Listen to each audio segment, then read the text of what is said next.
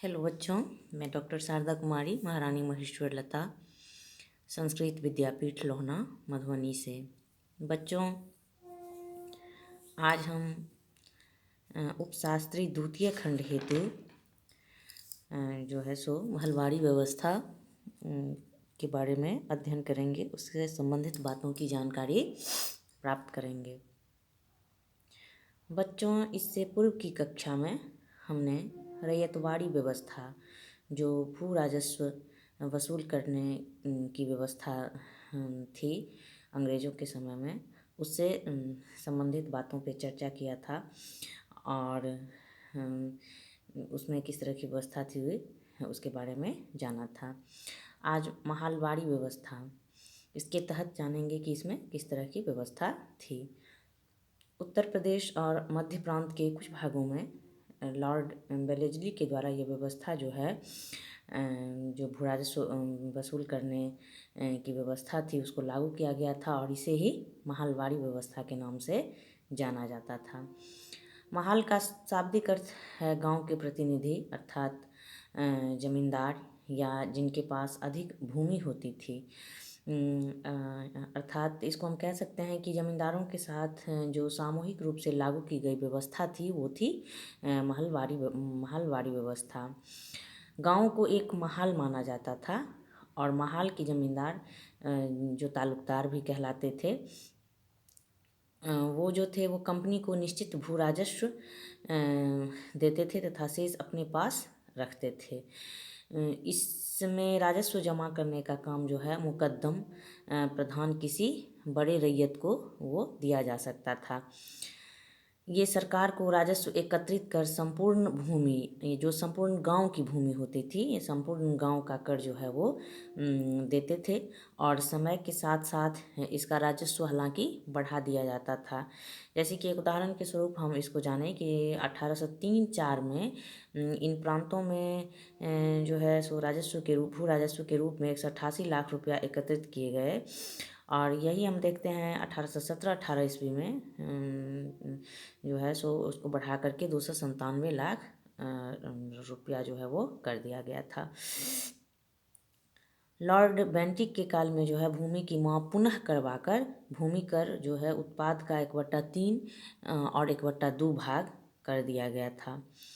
यह बंदोबस्त 30 वर्षों के लिए कर दिया गया और इससे कंपनी की जो आय थी वो लगभग फिक्स हो गई, उसमें वृद्धि हुई।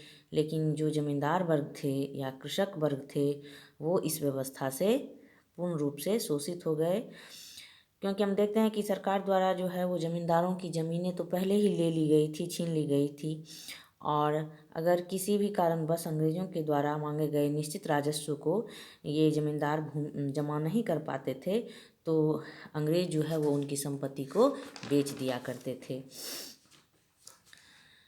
बच्चों, जब हम इस भू राजस्व व्यवस्था के परिणाम या प्रभाव का आकलन करते हैं तो हम देखते हैं कि भू राजस्व व्यवस्था की जो नीति थी, चाहे वो स्थायी बंदोबस्त के तहत हो या रैयतवाड़ी व्यवस्था के तहत हो या महलवाड़ी व्यवस्था के तहत हो, तीनों ही व्यवस्था के तहत जो है वो अंग्रेज़ों ने अपने लाभ के लिए भू राजस्व की दर फिक्स की थी।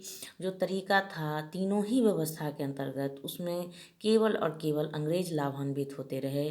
जमींदारों को भी कुछ लाभ हुआ, पूर्णतः जमींदारों को भी लाभ नहीं हुआ, कहीं कहीं जमींदार भी परेशानी में पड़े।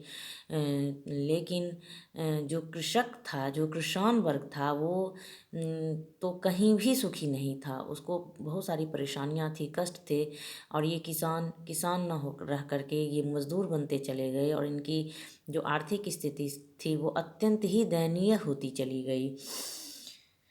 इस महलवाड़ी व्यवस्था का भी परिणाम हम देखते हैं कि इसमें ग्रामीण जमींदार जो थे वो एक तरह से बर्बाद हो गए।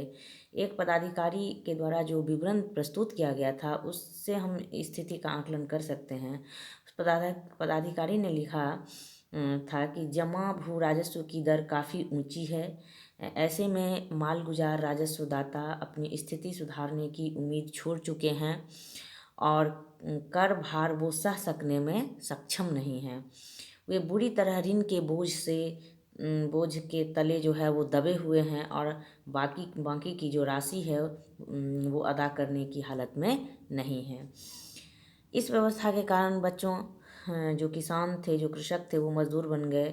और अंततः हम देखते हैं कि 1830 और 1840 के दशकों में उत्तर भारत में गरीबी, अकाल और मंदी के समय जो है वो तबाही का वातावरण तैयार हो गया। आगे चलकर इसका विस्फोट 1857 ईस्वी के विद्रोह के रूप में भी हमको दिखाई पड़ता है। ब्रिटिश सरकार की जो भू राजस्व नीतियाँ थी, उसके कारण ये कृषक, जमींदार और आम जनता अत्यंत ही जो है वो परेशान थी। और इन सभी ने जो है 1857 ईस्वी में विद्रोहियों का साथ दिया था। और अंग्रेज़ों की जो स्वेच्छाचारिता पूर्ण व्यवहार था, जो इनकी निरंकुश नीति थी, वह उसी का परिणाम था जो 1857 ईस्वी का विद्रोह हुआ। भले ही ये विद्रोह जो है वो एक सैनिक के द्वारा प्रारंभ किया गया, सैनिकों के द्वारा विद्रोह को फैलाया गया, लेकिन जब इसके स्वरूप का हम आकलन करते हैं तो देखते हैं कि इसमें जो आम पब्लिक थी, जो आम जनता थी, उनका साथ भी उनको पूर्ण रूप से मिला था। क्योंकि जो आम जनता थी वो अंग्रेज़ों की नीतियों के कारण जो है, आर्थिक नीतियों के कारण पूरी तरह से शोषित थी और इससे बाहर निकलने के लिए वो छटपटा रही थी। तो बच्चों, हमने जो भू राजस्व के दर को निर्धारण करने की जो 3 तरह की नीतियाँ थी अंग्रेज़ों की, उसमें अस्थाई बंदोबस्त, रैयतवाड़ी व्यवस्था और महलवाड़ी व्यवस्था, इन तीनों का हमने अध्ययन किया है। आज महलवाड़ी व्यवस्था के बारे में जाना। तो आज के लिए इतना ही। अब जब उपशास्त्री द्वितीय खंड हेतु अगली कक्षा का आयोजन होगा तो हम फिर उससे आगे पाठ्य से संबंधित आगे जो बातें होंगी उस पर चर्चा करेंगे। आज के लिए इतना ही। धन्यवाद।